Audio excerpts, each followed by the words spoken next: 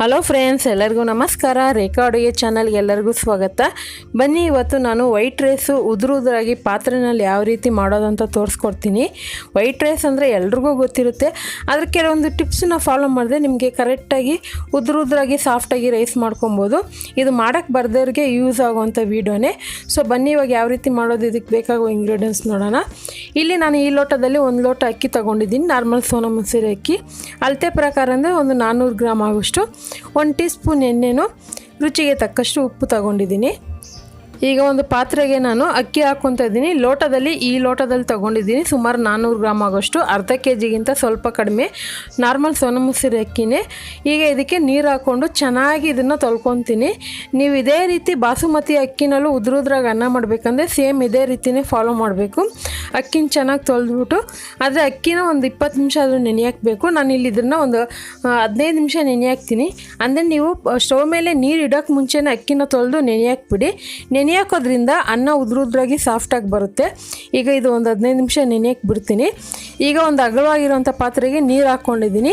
ನಾನು ನೋಡಿ, ಈ ಥರ ಲೋಟದಲ್ಲಿ 4 ಲೋಟ ಆಗೋಷ್ಟು ನೀರು ಹಾಕ್ಕೊಂಡಿದ್ದೀನಿ. ನಾನು ಅಳತೆ ಅಂತೂ ನೋಡೋದಿಲ್ಲ ವೈಟ್ ರೈಸ್ ಮಾಡೋವಾಗ, ನಿಮಗೆ ಗೊತ್ತಾಗಲಿ ಅಂತ ಹೇಳ್ತಾ ಇದ್ದೀನಿ. ಸೊ ಯಾಕಂದರೆ ಸ್ವಲ್ಪ ಗಂಜಿ ಬಸಿತಿರಲ್ವ, ಅದಕ್ಕೋಸ್ಕರನೇ. ಈಗ ಇದನ್ನು ಚೆನ್ನಾಗಿ ಕಾಯೋದಕ್ಕಿಟ್ಟಿದ್ದೆ. ಚೆನ್ನಾಗಿ ಕುದಿ ಬರ್ತಾಯಿದೆ ನೀರು. ಯಾವಾಗ ಅಷ್ಟೇ ಕಾಯೋಕ್ಕೆ ಮುಂಚೆ ಅಕ್ಕಿ ಹಾಕೋಕ್ಕೆ ಹೋಗಬೇಡಿ.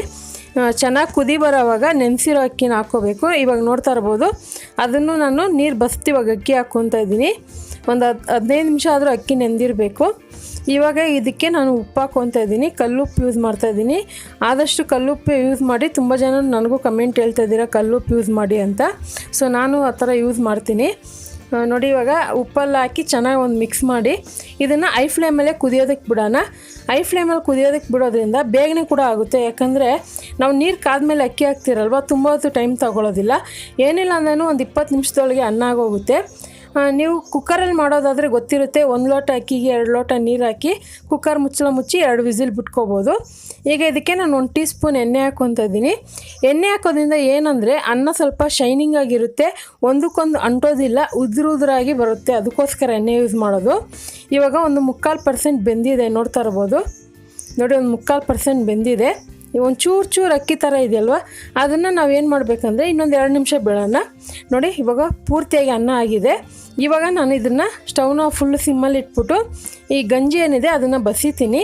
ಸ್ಟವ್ ಮೇಲೇ ಇಟ್ಕೊಂಡು ನೀವು ಬಸಿಬೋದು. ಆ ಥರ ನಿಮ್ಗೆ ಗೊತ್ತಾಗಿಲ್ಲ ಅಂದರೆ ಒಂದು ಪಾತ್ರೆನ ಉಲ್ಟಾ ಹಾಕ್ಕೊಂಡು ಅದ್ರ ಮೇಲೆ ಇಟ್ಟು ಕೂಡ ಬಸಿಬೋದು. ನೋಡಿ, ಈ ಥರ ನೋಡಿ, ಇದೇ ರೀತಿ ನೀವು ಬಾಸುಮತಿ ಅಕ್ಕಿನಲ್ಲೂ ಮಾಡ್ಕೊಬೋದು.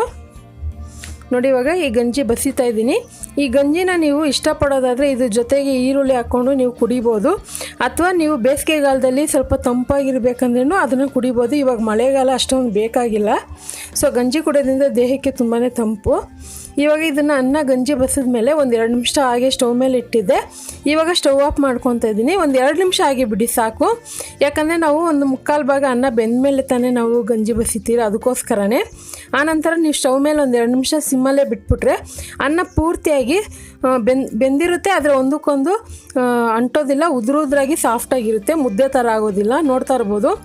ಸೊ ಇದೇ ರೀತಿ ನೀವು ಸಹ ಈ ವೈಟ್ ರೈಸ್ ಮಾಡಿ ನಿಮ್ಗೆ ಇಷ್ಟವಾದಂಥ ತಿಂಡಿಗಳಿಗೆ ನೀವು ಯೂಸ್ ಮಾಡ್ಕೊಬೋದು. ಅಂದರೆ ಫ್ರೈಡ್ ರೈಸು, ಟಿಫನ್ ಐಟಮ್ಗೆಲ್ಲ ಯೂಸ್ ಮಾಡ್ಕೊಬೋದು. ಖಂಡಿತ ಇವತ್ತು ಮಾಡಿರೋ ಈ ರೆಸಿಪಿ ನಿಮಗೆಲ್ಲ ಇಷ್ಟ ಆಗಿದ್ದರೆ ನೀವು ಸಹ ಟ್ರೈ ಮಾಡಿ. ಯಾವ ರೀತಿ ಬಂದಂತ ಕಮೆಂಟ್ ಮಾಡಿ. ಈ ರೆಸಿಪಿ ಇಷ್ಟ ಆದರೆ ಲೈಕ್ ಮಾಡಿ, ಶೇರ್ ಮಾಡಿ.